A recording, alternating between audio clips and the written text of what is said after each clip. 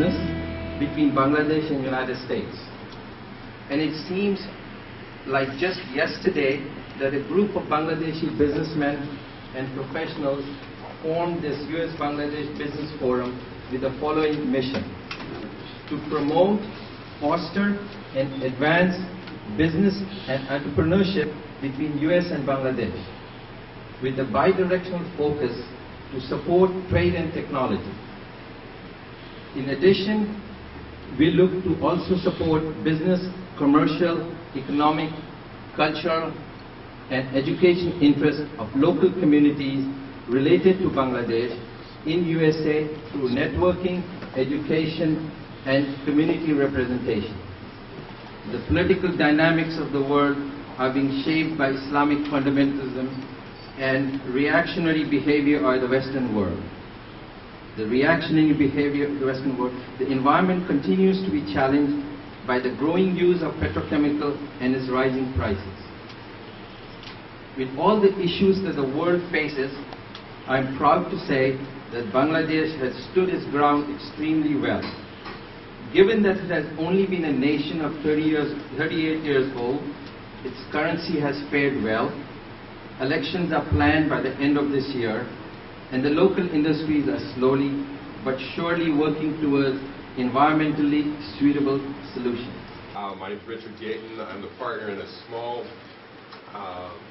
men's clothing retailer. We sell on the internet, and we were looking for a product. It's men's underwear. We're looking for to make a product which could not be made in the United States, and we found that it could be made in Bangladesh, and we found actually very, very highly skilled people that could make it there.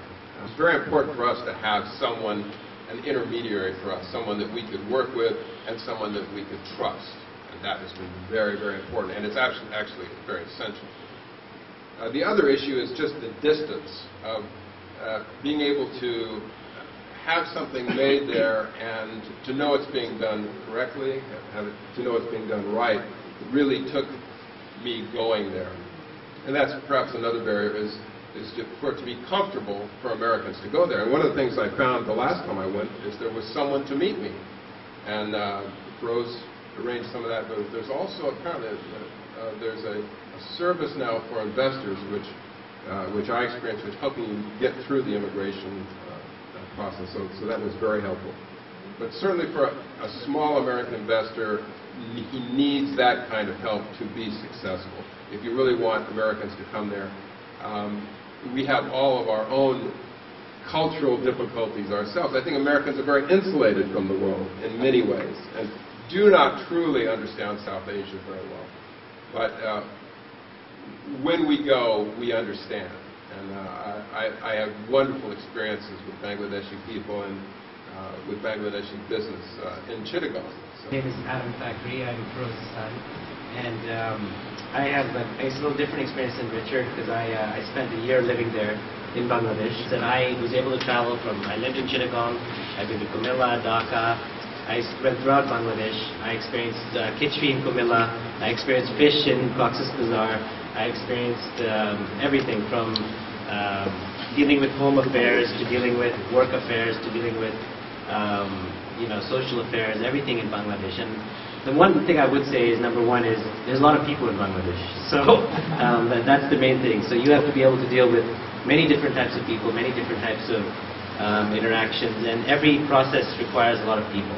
So you have to be able to manage those people, deal with them, and as Richard said, culturally it's a very different experience. So that was my first challenge, is dealing with understanding, because I expected things to arrive on time. I expected things to go on time. I expected there wouldn't be any holidays, but in Bangladesh there's many holidays, many different cultural barriers, many different things that could hinder doing business and things going on time.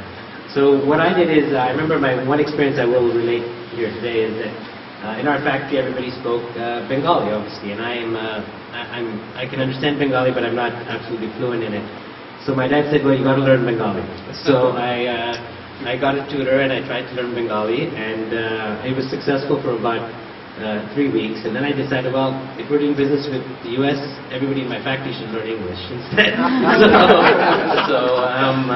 I told everybody in the main office, at least, that we need to learn English, because we need to be able to write emails. We need to be able to communicate with our buyers and communicate with me when I'm here.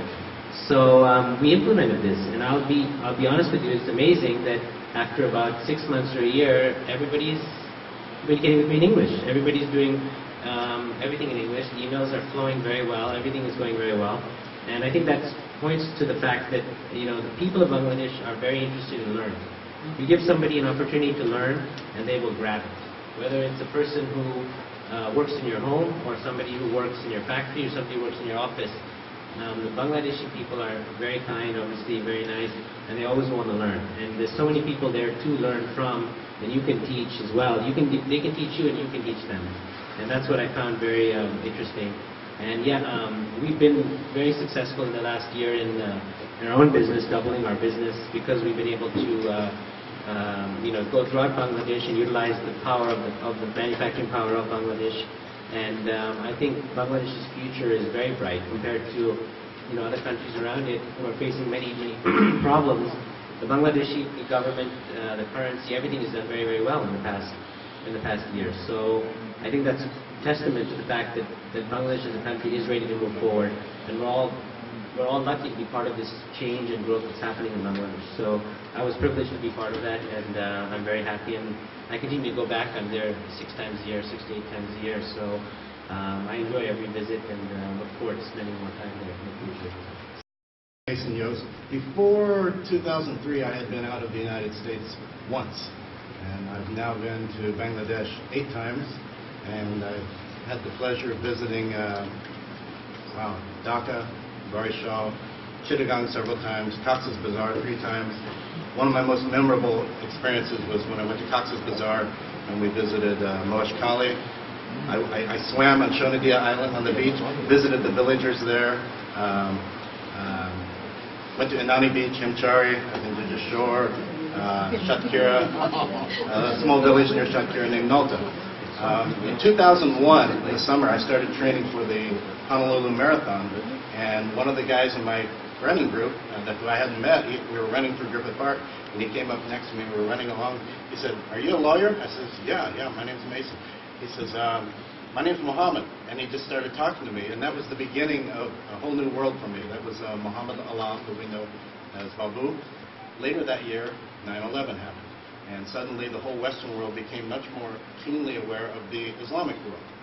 And as I began to travel to Bangladesh and to make friends with Bangladeshis in Bangladesh, to have meals with them, to do business with them, I began to read more and more about Bangladesh and about the Islamic world in general.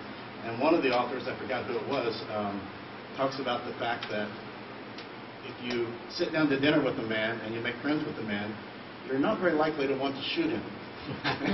And it occurred to me that one of the things that we can do here at USBBF, in addition to making money for ourselves, in addition to helping Bangladesh and helping this country, is we help the Western world, the Judeo-Christian world, and the Islamic world to get to know each other better. And when we know each other better, we don't want to hurt each other. And even though Bangladesh is a very small country, and much of the business world doesn't even think about Bangladesh, one of the things I've noticed since the years I've been going there, not only is the Sheraton still there in the Pan-Pacific, but these international investor groups who are in the business to make money have built the Radisson Water Garden, they built the New Westin. Why are they doing that? Let's face it, it's not because hordes of tourists are going there, it's because business is going to Bangladesh. And most of the investment community internationally don't know that yet. And so we're really on the cutting edge here at the USBBF in trying to explain to people that there are wonderful opportunities there, and that we're at the forefront. My guess is 20 years from now, there will be good opportunities, but the great opportunities, particularly in the area of manufacturing and technology, are right now. In 2003, I made my first trip to Bangladesh and started pursuing business. And unlike some of the other people here, I don't directly do business myself, but I lead other people to business. People come to me and say, "Mason, I understand you have connections in Bangladesh," and so I can help people find contract factories. I still dream of helping someone to build their own factory. So it's an exciting adventure for me. I'm so grateful that Babu had the nerve to introduce himself to me that day.